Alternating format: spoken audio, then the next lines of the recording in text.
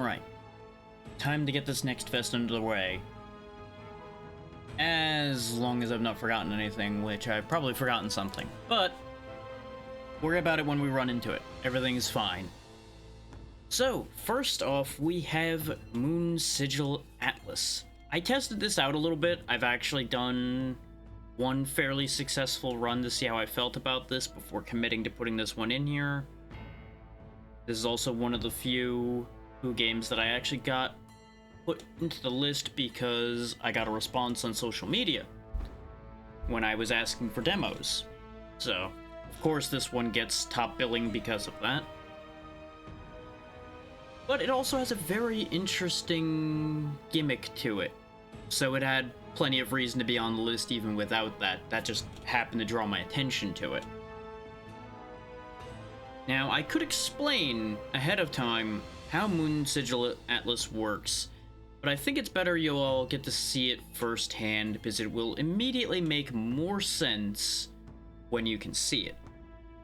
But, to give you the basic concept, think deck building roguelike, but you have to fit your cards onto the table in specific shapes in order to play them. There you go, that's the basic idea here.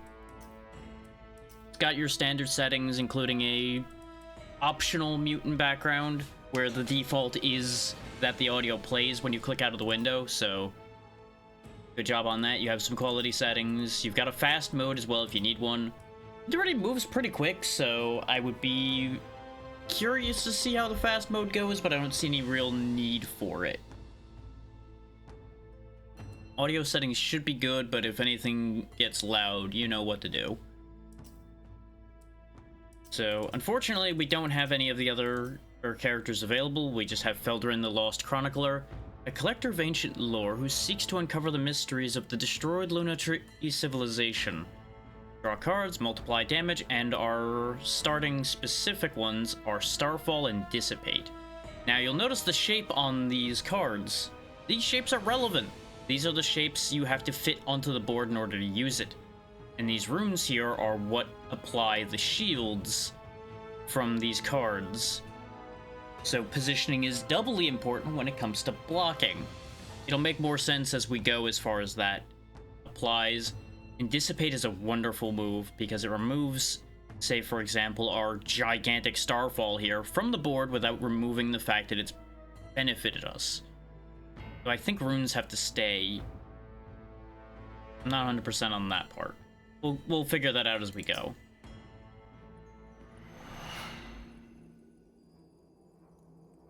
You're back, emerging from darkness to be born anew. There would ordinarily be a fairly lengthy dialogue with this entity here, giving us the rundown of what exactly we're doing and why we're here. I don't remember it all off the top of my head. If you want the lore dump, wishlist the game. Or, more accurately, go grab the demo, which you can find right there. And with any demo that comes up today, as long as you just hit !nextfest, you will get the demo link. I was torn between doing the demo link and the main page link. I figure you guys can find your way from the demo page to the main page just fine on your own. This way you can grab the demo conveniently to test it out for yourselves. So we can get extra health, which up here's our current health total, 55, which is an interesting starting value.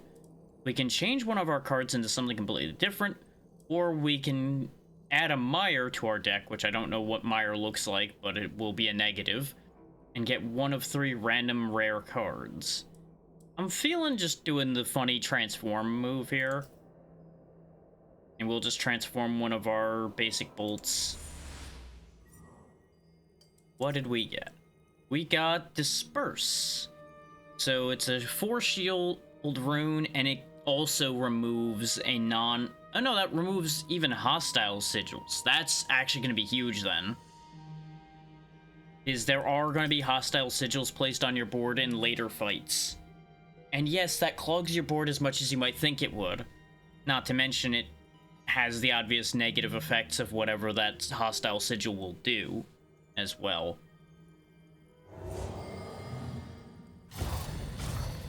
Okay, so we got a pair of Celestial Scorpions. The one on the right is attacking.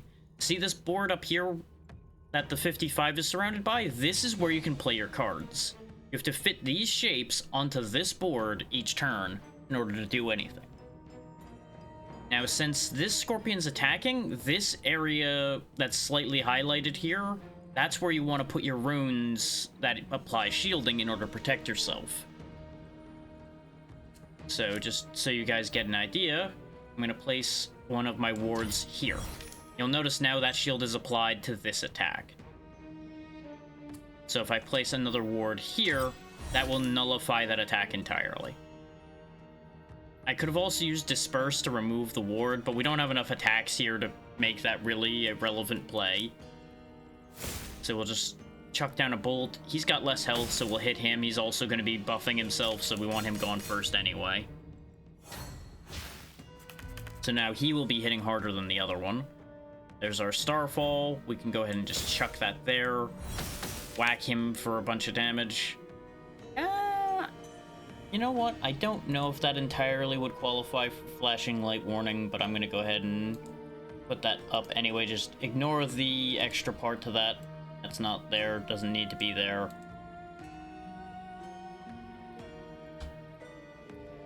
There we go. Just in case. Pretty sure that was the thing I was thinking of that I forgot.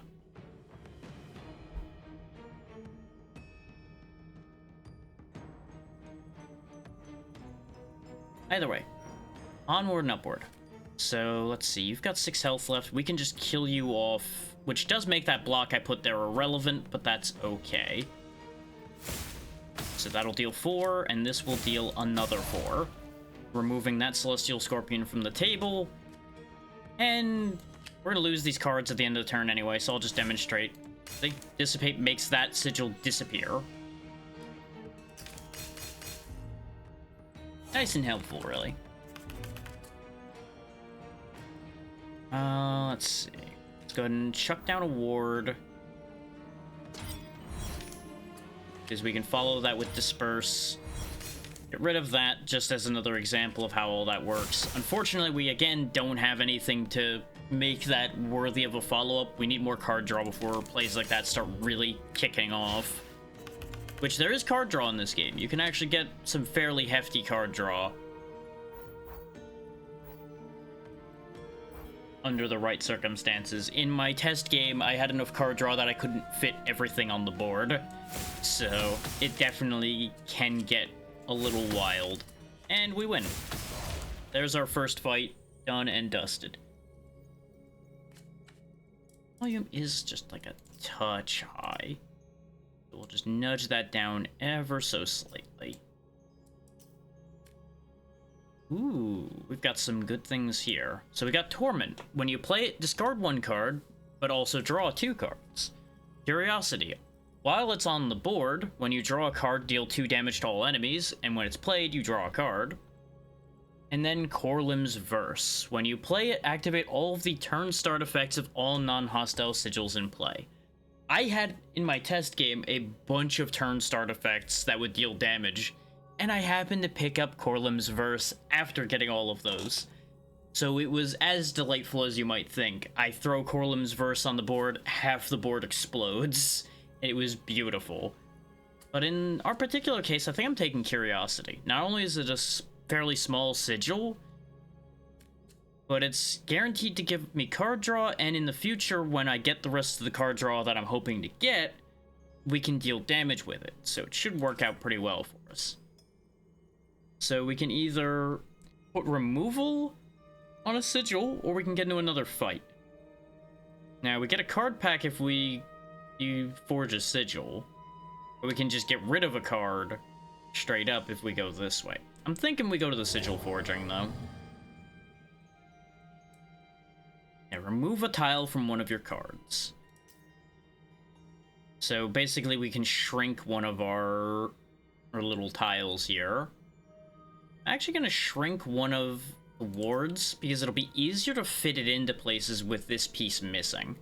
You could remove it from anywhere on here, I think, because there are disconnected wards, disconnected sigils just naturally occurring as well.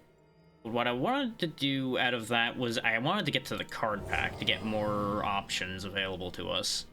The stars above are moving of their own accord, forming patterns flickering in the darkness. If we observe them, we get to pick from one of 3 packs.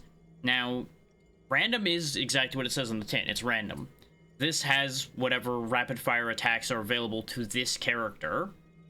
And then we have utility for this character, because the packs will be marked with what character they're for as well, because you can pick up other characters' cards depending on what events you run into. As it stands, I don't really have any attachment to anything in particular right now, so let's go true random. We got Twin Flare, on play, deal 4 damage twice, and draw a card. Bulwark. When you play it, exhaust this card, adjacent sigils temporarily become entirely shield rune. So each of the parts of the sigil will reduce damage in that area by 4. That's actually really nice, though. That is a very big rune, a very big sigil.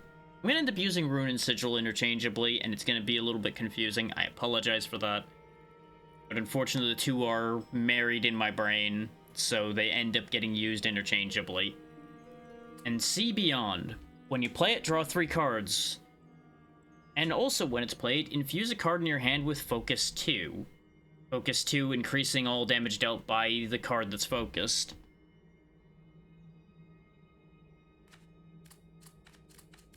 I'm torn between Twin Flare because it does damage immediately and draws a card, and See Beyond because the 3 cards, if combined with that card that deals damage when we draw, would be very effective. But I'm thinking Twin Flare because of the shape. This should fit in around things like wards and such nicely. Whereas this would be a little awkward at the moment. We can just disperse it and things like that, but I'm not going to rely on being able to disperse things, even though we do have 2 means of doing so. Now we've got 2 Celestial Scorpions and an Elder Scorpion to contend with.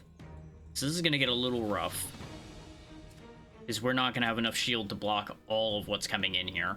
But there is an interesting thing about multi-hit attacks, as I'll demonstrate here, because the tutorial made it very clear about this. So let's put it here, because we can... actually, does that benefit me to put it there? No, I think I'm better off putting it here. We'll go ahead and work down the lowest health Scorpion first. Take note of the fact that even though he's attacking twice, since I have enough shield to nullify the attack value, the entire attack is blocked. You don't actually have to math out an entire set of attacks in this game, which I found very interesting. It's actually very generous of them to have it work that way. We are going to still take some heat from this boy over here, but that's okay. Go ahead and jam Curiosity in here. There's the card draw from it. And this way we can clear this Scorpion off the board straight off. We'll take 1 damage, but that's absolutely fine. 1 damage in exchange for having removed an enemy entirely. Pretty good deal, I'd say. Pretty good deal. Sadly, Curiosity is off the board. There are some sigils that will remain multiple turns as well. We unfortunately do not have any of them. A lot of the, like, this will do a thing on turn start, obviously will have something like that. But these have no reason really to have extra turn lasting effects. So there's our 8 damage, there's our modified ward. Let's go ahead and disperse that because it doesn't need to be there. We don't need to block anything. I'm just doing that for fun, really, if anything. And you don't hold on to cards in your hand after a return, so no sense in really hanging on to them and trying to, like, buy time or anything. Rally. Okay, boosts its allies and itself, so it's just strength plus. Not a fan of that, but it is what it is. We will take more damage from you, so let's ensure that you do not, in fact, do your damage to me. And besides, we're going to be eliminating you this turn. There we go. Nullified. Now, it's important to note, in case you haven't picked up on it, there's no energy or anything to this game. If you have cards in your hand and space on the table, just keep playing cards. Just fill that table up. Unless there's an effect in play that'll make that a negative for you, there's no reason for you not to just spam out to your heart's content. Go ahead and put Curiosity in up here. Get Twin Flare into play so we can do the extra damage there. Dissipate off the Twin Flare. I fucked up by putting Dissipate there, though. Because now I can't fit the wards. So this is gonna sting. Just bear in mind, it only matters if I put it in this diamond over here. If I put a shield over here, it doesn't do anything. It's useless.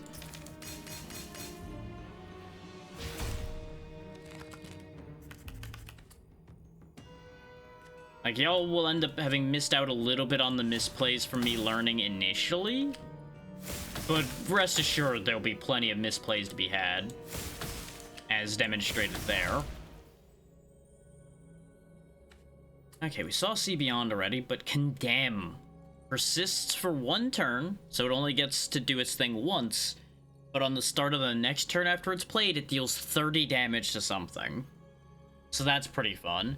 And then Stony Vault lasts forever. It is just not removed unless something removes it.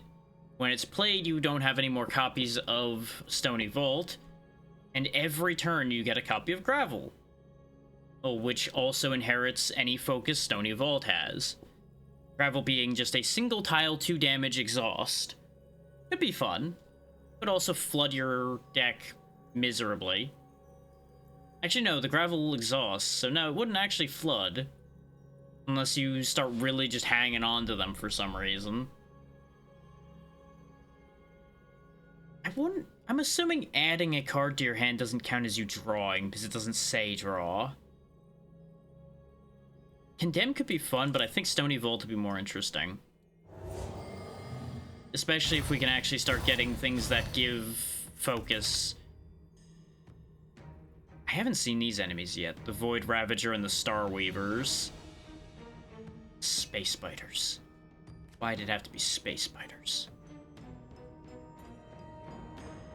Okay, so more importantly than anything, it is imperative we block that, because that's going to do more. We can't block both, unfortunately, because we can't put the ward quite in the right spot to block both enemies' attacks.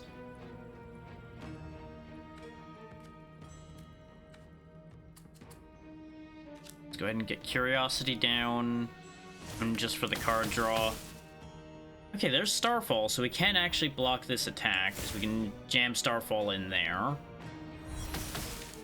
So now both attacks are blocked. I don't know what this thing is doing to buff itself, but that's a future problem. Actually, no, don't play that yet. What we do first is we play that, disperse that away. Okay, so the rune leaving doesn't remove the benefit. I thought so.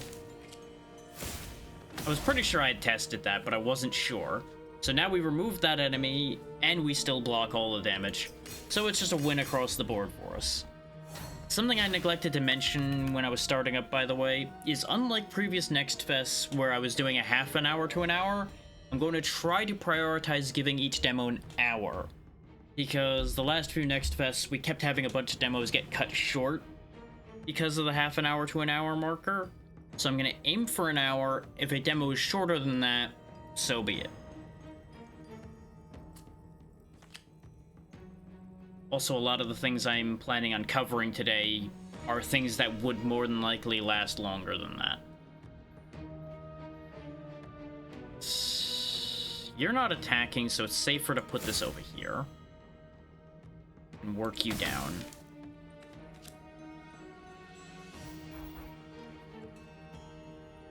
Go ahead and put the Pac-Man over here, and we just dissipate it away so that we can fit all the wards I need in here. There we go. Fully blocked. I don't get to throw my bolt out, but that's okay. I'd rather not take a hit right now. There's the Stony Vault. And there's a hostile sigil in play. The Starweaver Webbing. If I place anything on this, I get a copy of Enwebbed. Enwebbed being a negative card. It does have Ghost, which is something y'all haven't encountered in this game yet as well, which allows you to place things on top of it. Which, obviously, in this case, we don't want to do, but there may be a case where you have to do. So now we got our Stony Vault in play up there. We'll go ahead and jam Curiosity in up here as well. Unfortunately, I can't dissipate away the webbing. Otherwise, I absolutely would. We can thankfully just ward you off, so you're a non-issue. We're gonna be sacrificing... Actually, no, we're not sacrificing an attack at all this time. We are losing 1 hit point, but that's fine. That's just 1 hit point. He's now in position to die very easily.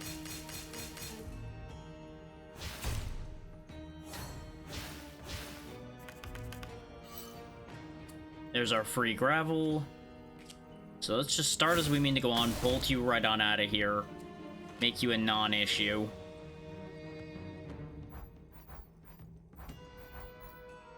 Pretty sure that one's counting? Looks like it's counting. Yeah, it is. Okay. As long as the rune lights up, you know it's correct. Like, see how it lights up over here, doesn't light up over here.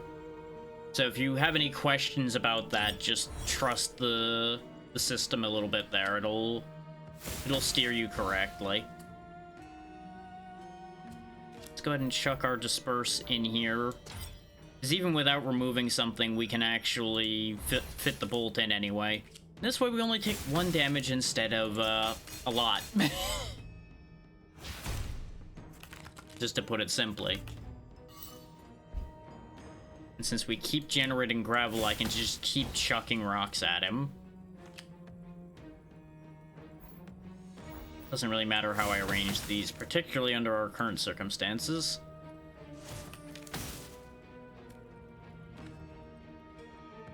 Starting to matter a little bit more.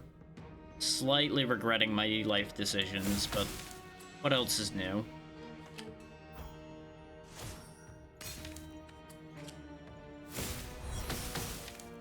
There we go. Next turn he should be done and dusted. Good thing he's gonna be gone, because that's a lot of damage. Good day, sir. Oh, not that one. You moved which card I was trying to grab. There you go. Okay, so new card. We get Charge. Adjacent sigils temporarily gain 5 focus. Glimpse of Dawn. At turn start, art deal 10 damage to the enemy with the least remaining health. Lasts for 2 turns. And Echoing Blast, one of the ones I had in my test game. Turn start, deals 7 damage to all enemies. Last 2 turns. It's a very good one to have. Because it's just free damage against 2 targets, and it's only 3 spaces taken up. Which you can usually just kind of like tuck at the top or bottom, or in a corner somewhere. I'm very tempted by Charge. The thing is, though, it only applies to adjacent sigils, so it only would work on things with turn start, or things like our Stony Vault might work.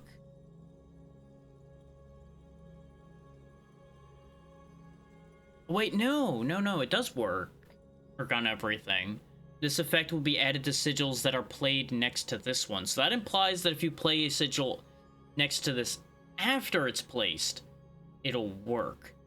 Which means, actually, that's better than I thought it was.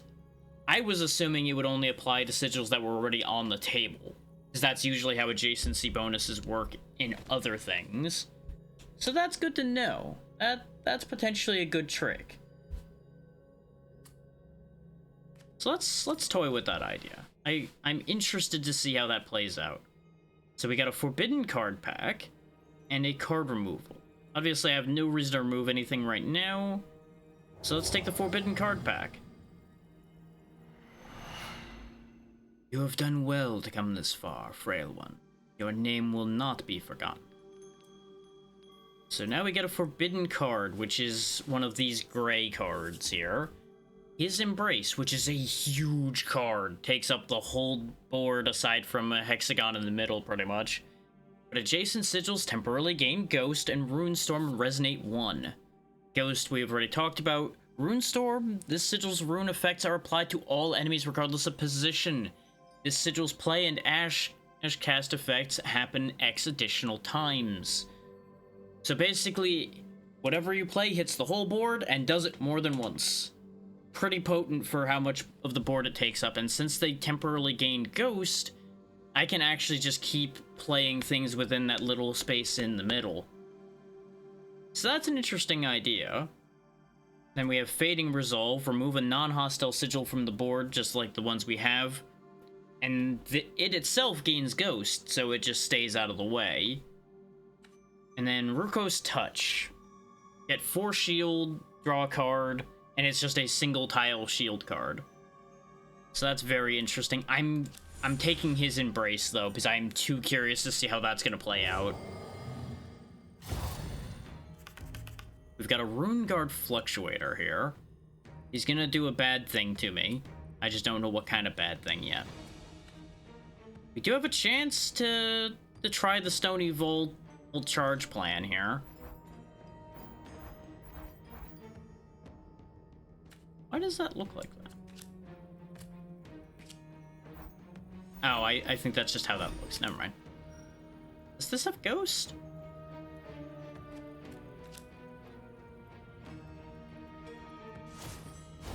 So there we go. It has Focus 5. So the gravel, presumably, that comes off of it will be 7 damage instead of 2. So that'll be fun. And then we can chuck a Focus boosted Bolt here to do 9. He's not attacking, so we don't need to worry about getting our wards in play here. Yeah, it still has the 5 Focus, and there's the negative effect. Ooh, Unending Burden. Turn start, spread this sigil, so now it's taken up these spaces. Hate that. So now we can't play his Embrace because it takes up this amount of area here.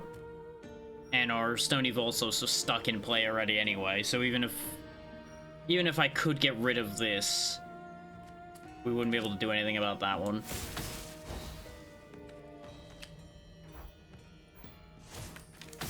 So we're gonna have to be quick about this. Actually, we can get rid of a hostile sigil with this. What am I talking about? Goodbye. I like that it just deletes the whole sigil, too. Even though it's spread to be there, it still counts as one sigil. So that's nice. I was worried about how that was going to work, mechanically.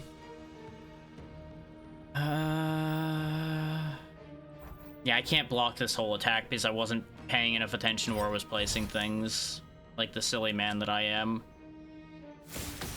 But it's fine. We'll just take 1.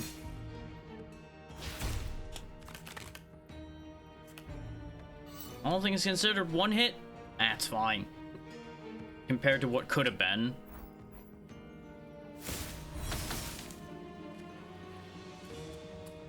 Yeah, I didn't get Curiosity back, but we did get this Dissipate, so let's get rid of that. Chuck the gravel down. In with Twin Flames. And just end him.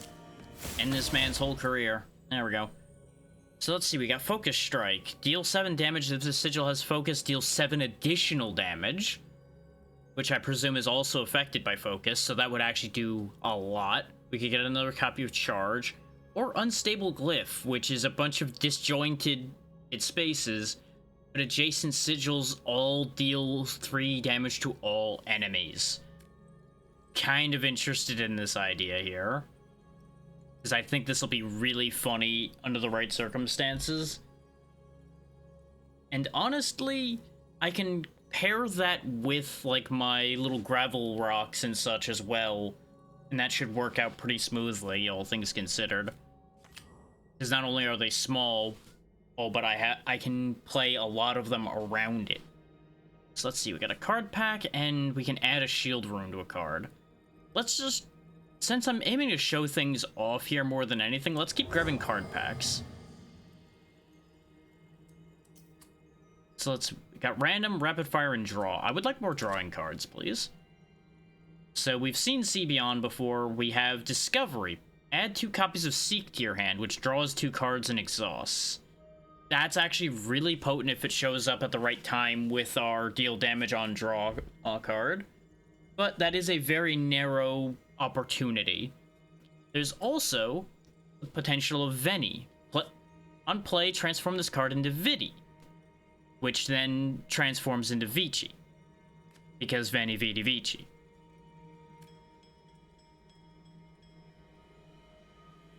We can't look at what Vici does, unfortunately, because we can't actually hover over to that, but that's fine. I'm gonna take Discovery, because as interested in Veni, Vidi, Vici as I am, without the knowledge of what that third card's gonna do, I don't want to trust it right now.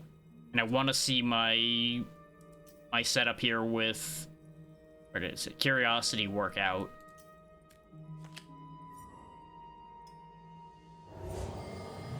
His curiosity is kind of my thing. Okay, so we've got Hatred on the board from the Ravening Voidfang immediately. Any sigils that are placed on this gives him 1 strength. So spamming is not advisable. Real shame that our setup is kind of all about spamming. So we're just gonna have to make do with the fact that he's gonna get real strong, and we'll just have to kill him quickly. Prevent that from getting too out of hand.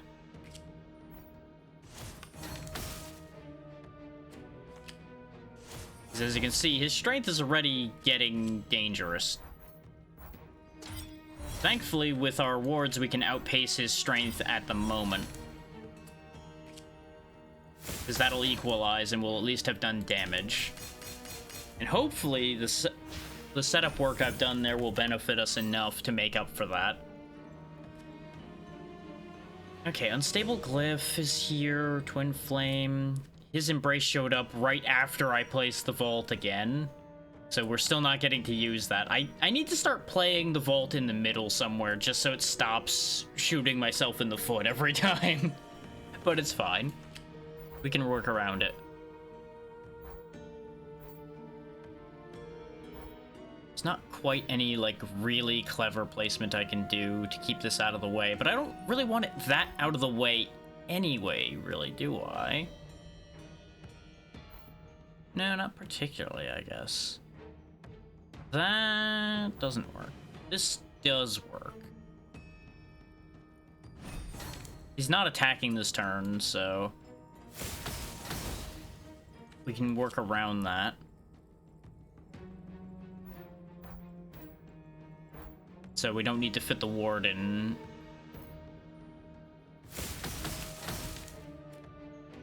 Of course, charge shows up now. It's too late to make any use of that, unfortunately. But we did cut his health in half. Actually, I can fit it in to boost the vault, and it'll still deal the 3 damage, so sure, I guess we'll go for it. It just would have been nice if it had shown up sooner so I could have applied that to the other attacks. Or I guess... Oh, right, because the vault was already in play. I got my order of operations backwards. Oopsie.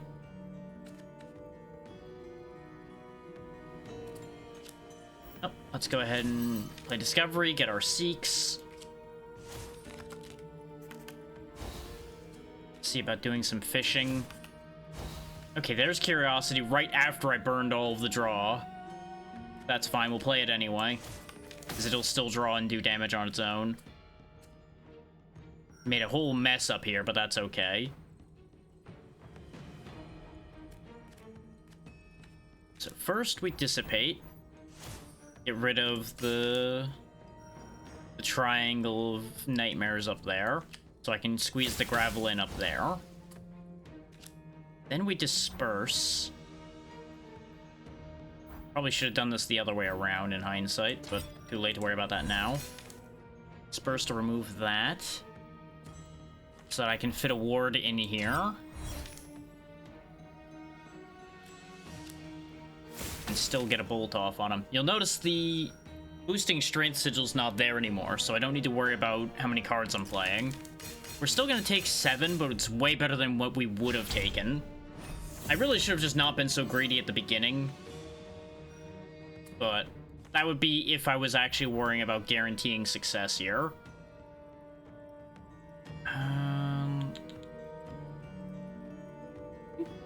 Putting it up here might be my best call at the moment.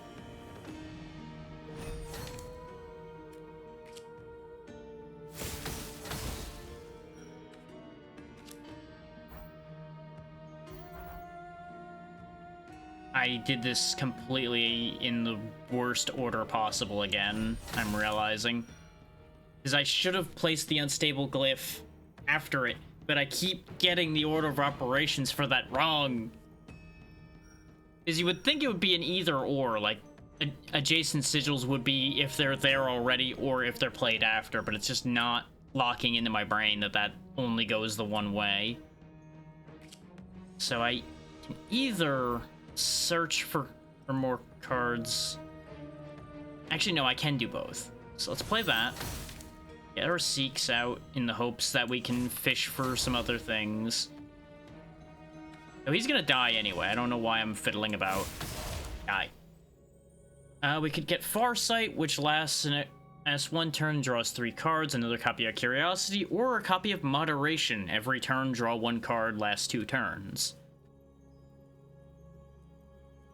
I'm thinking I get another copy of Curiosity, because if we're aiming to make that work, having 2 copies of Curiosity is a good idea, because that's the main damage engine for the plan. So raising the odds of getting that to show up is a good idea. Let's go ahead and heal before the Titan. The stars seem to be at rest. And repair the moon. Now the Astral Titan. The Mooncaller Titan in particular. 140 HP, he's going to do something to the moon. We can actually play his Embrace for a change. So, oh.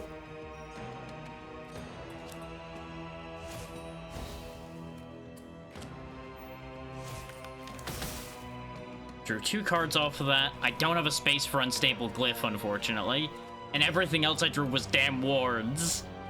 So as fun as that could have been as a setup, it just didn't land.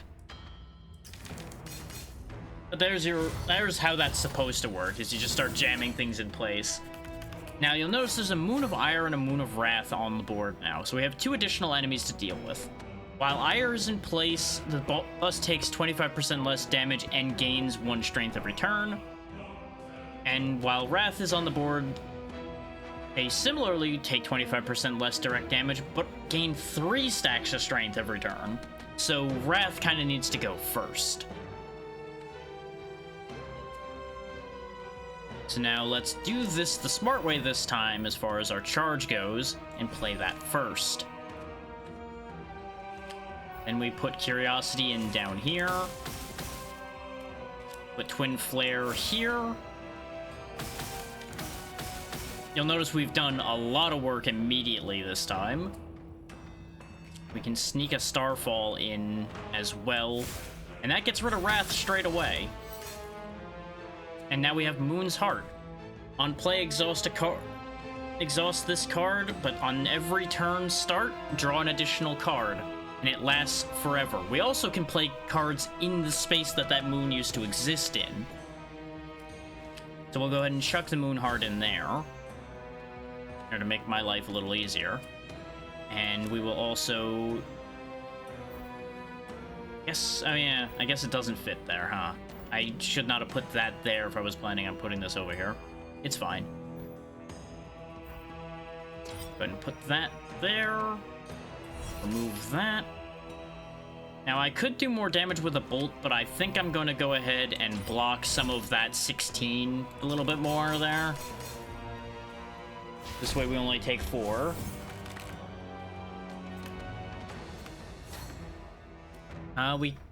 They have Moonrend on the board now, which at the end of the turn I'll take 15, which is not great. He's also going to cast 6 bad things on us. So I think the play here is we use his Embrace, covers most of it up. If you cover up a hostile rune like this entirely, it won't do anything. Admittedly, I've apparently really screwed up here. The good news is... Actually, wait. Now, that only works on adjacent sigils, so this has to stay if I'm going to try to do anything with it. So I think I'm just going to have to waste the fact that I'd played his Embrace entirely and just delete that. But you'll notice it did truncate... it did truncate it. It did remove the other bits. I was right the first time. Go ahead and put that there. Take care of another chunk of it like that.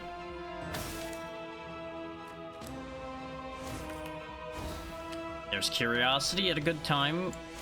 Relatively good time.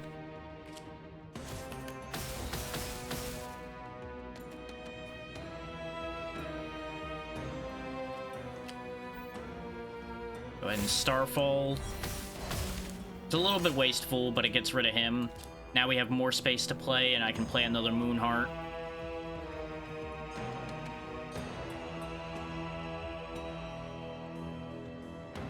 Yeah, there's fine. So now we draw 2 extra cards every turn. Unfortunately, the only thing I can play still is to just play this ward, which is useless.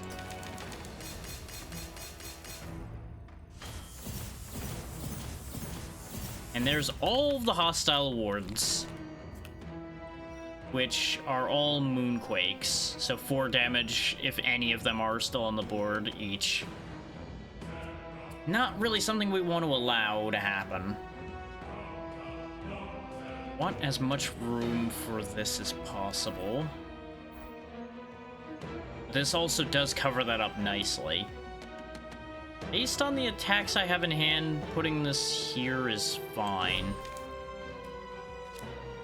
Chuck Curia... Oh, no. Chuck Charge down. Oh, I did the thing again where I do this backwards, though, if I'm going to do it that way. So what we do instead, then, is we chuck Charge here.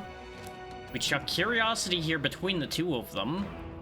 Because this will still get the 8 damage to all enemies, and now every time I draw a card, it'll deal 7.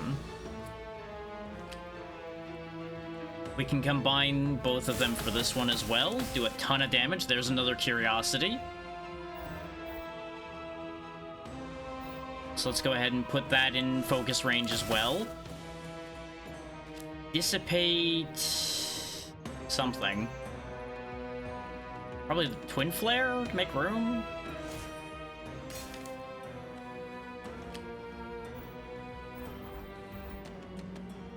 That's gonna do a lot of damage. Unfortunately, we don't get to block all the damage that's coming our way, but we made some good headway that turn. I'll take the 4 in exchange for the amount I did there. Oh, except I lost more of my guard because I forgot about the Moonquakes. It's fine. We are still holding absolutely fine. And hit Discovery. Now, seek cards first, then make moves. Yep, that's kind of what I figured. Oh, and I cycled to another copy of Discovery. This is what I like best. Because now we can draw a ton of cards. Which is obviously a ton of free damage. And there's another copy of Curiosity. It's gonna be a bit of a light show here, so if you have a concern about that, mind your eyes, because it's gonna go ham here now. There's the other Seek. I had to find it in my files. Chuck an Unstable Glyph in there, too.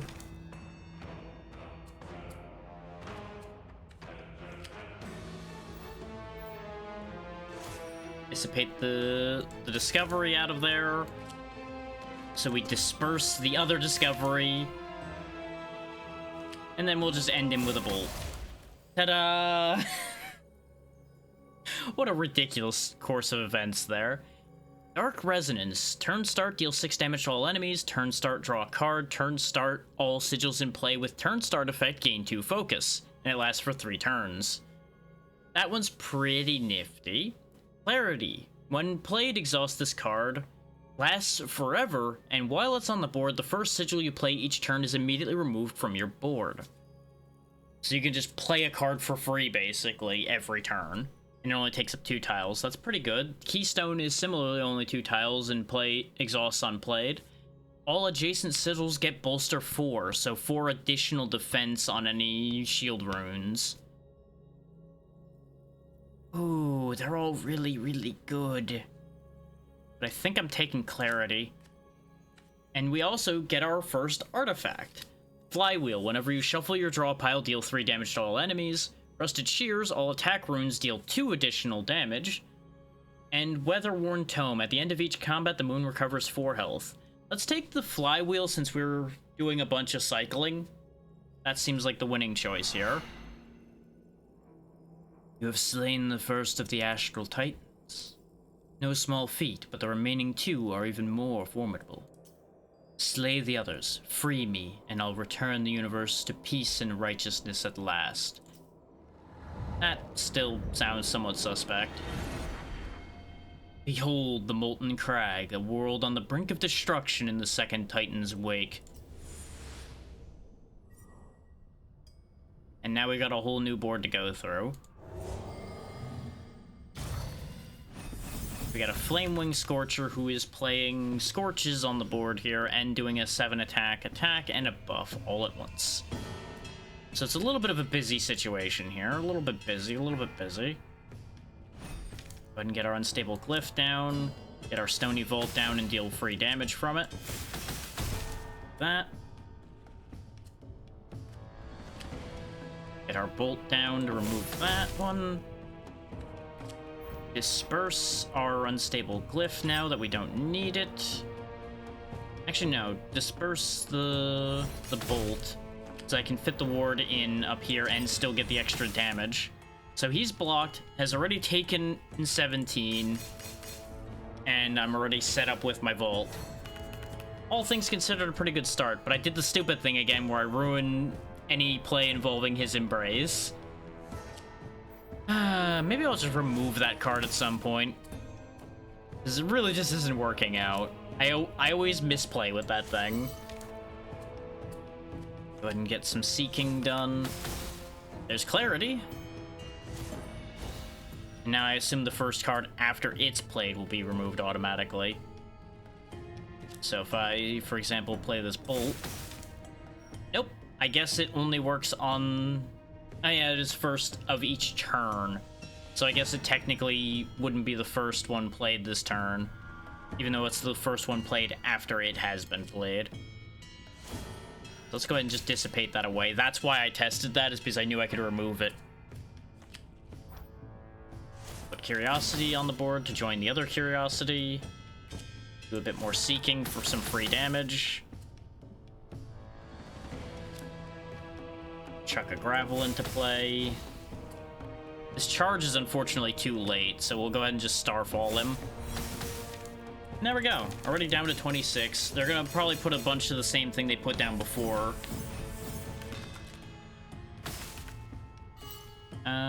When I can eventually look at it. Yep, just a bunch of Scorches. That's fine.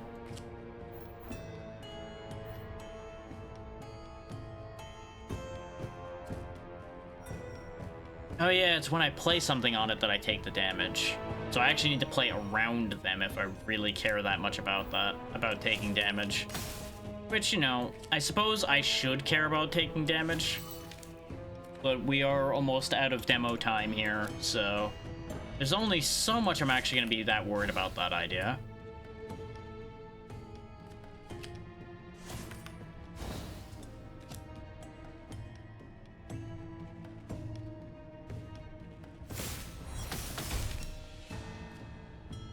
Which, if you're wondering, yes, that is also why I'm starting to just kind of rush my plays a little bit more here to see about getting a bit more done.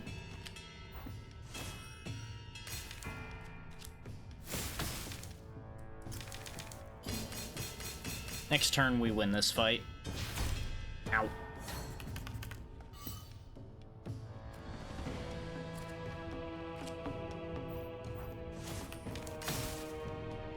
Yeah, see, now Curiosity disappeared. And then, pop, we win. Innervate. Play, exhaust this card, turn start, apply 2 stacks of Expose to the enemy with the most remaining health. They take 1 more damage from direct attacks per stack of Exposed. Fortify, just a big shield rune that draws 2 cards, and Torment, a shield rune that takes up 2 spaces, discards 1 card, draws 2 cards. It's also Torment Plus, because there are upgrades. We just haven't really had an opportunity for any of them to happen. Let's go ahead and take Torment, because card draw is our whole shtick here at this point. Yeah, there's one of the upgrades, for example, right there. Increase the number of times a card can be upgraded, so it's an upgrade to get more upgrades. You can also give it focus with this spot up here. What do you need help with, Lark? What's the problem? I cannot promise I can solve your problem.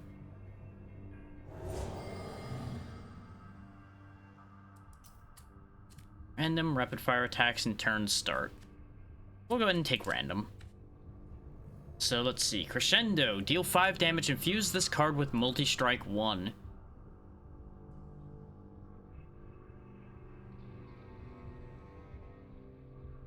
Yeah, I can see where the frying would come from.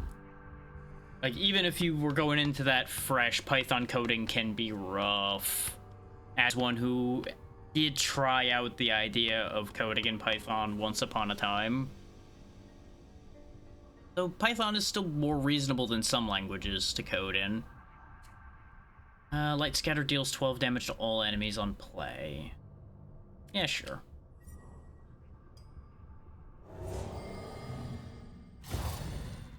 Lava Shell Stalwart. Oh, so I have to hit it 12 times before I can hit it to kill its 5 health. Okay, I was wondering why this thing just had 5 health. I'm like, what?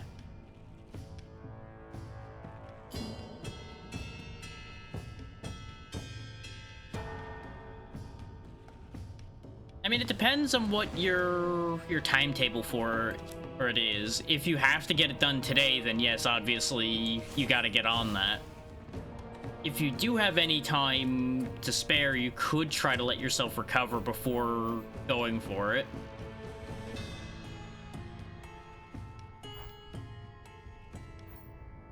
And your results would more than likely be better.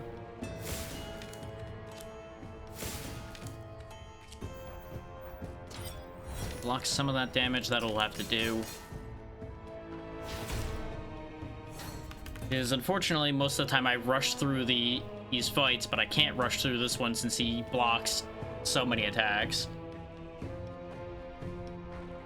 Okay. I wasn't sure if this was like a you're doing this for school thing or something, which is why there would have been a time limit. Oh, absolutely. I fully understand the it's fun doing something different thing. You just gotta make sure not to burn yourself out on the new thing. Yeah. Then yeah, absolutely just take your time doing that. Don't rush it and ruin it for yourself. Because I have ruined so many things for myself by trying to zoom through them. Yeah, then you'll be fine.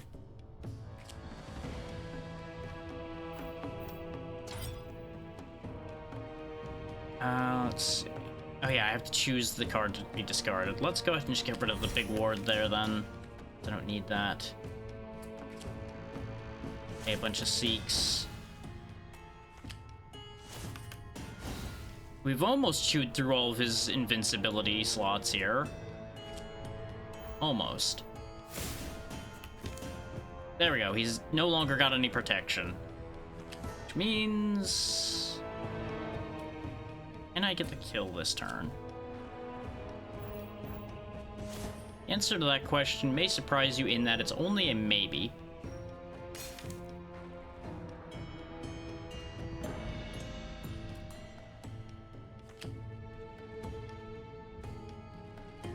Because I have done this stupid.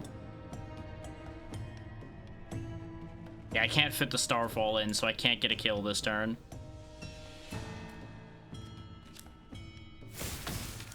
We'll just set him up with only one hit left and then end there.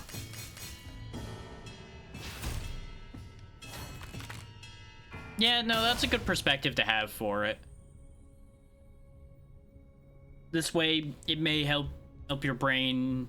It may encourage your brain to enjoy it more rather than looking at it as a task. This perspective can do a lot for you with things like that.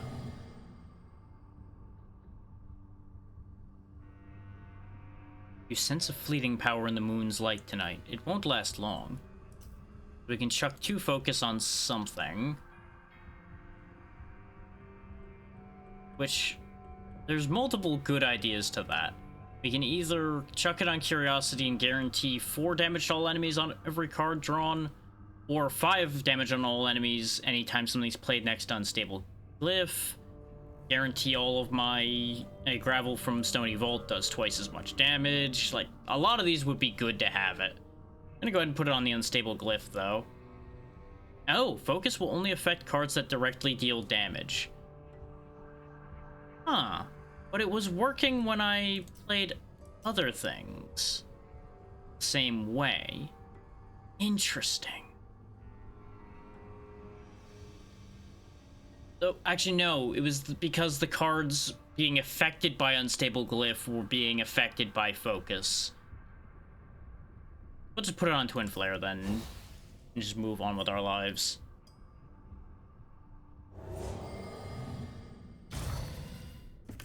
Dead Star Forebear.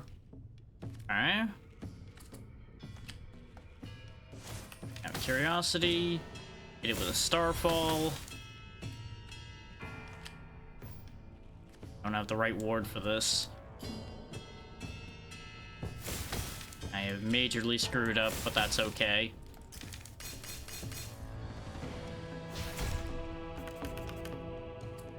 I may or may not be mostly throwing at this point, because like I said, I'm keeping these demos to an hour. So, there's an amount of throwing happening.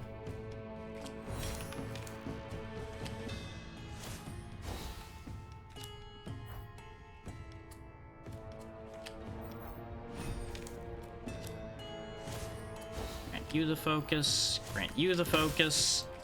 And we get Unstable Glyph, but too damn late to really do its full thing.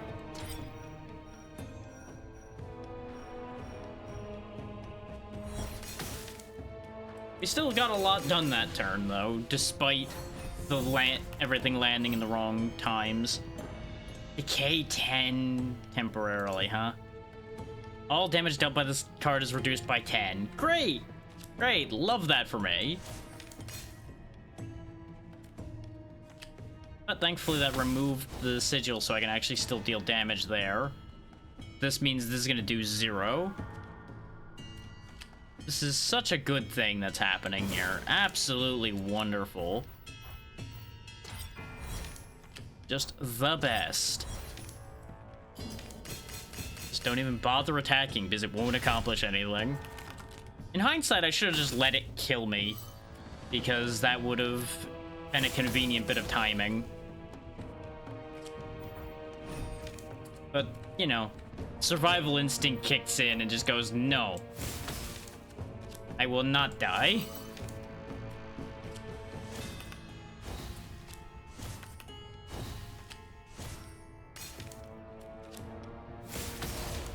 Because I can still pull nonsense out of my pocket to win a fight. No matter how bad things go, cycling will lead to victory. Just keep pulling more and more cards until things eventually work. Exactly, you just shake the whole deck out onto the table. Eventually something will do something. I was aiming to win the card duplication would be the way to go, but we're not going there right now. Because this does need to end. Each shield rune temporarily becomes an attack rune. Interesting. So if I put this here, it hits him for 4 instead of shielding me. Neat. This does mean I'ma die, but that's a neat idea. Like having something that actively converts your only means of defending yourself into attacks is very interesting.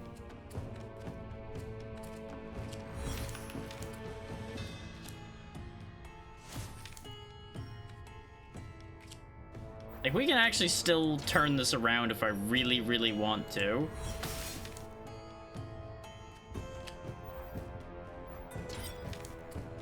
Well, not at this point. Now that I've done what I did there, but that was on purpose.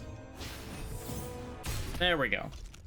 This way you get to see the ending of a run as well.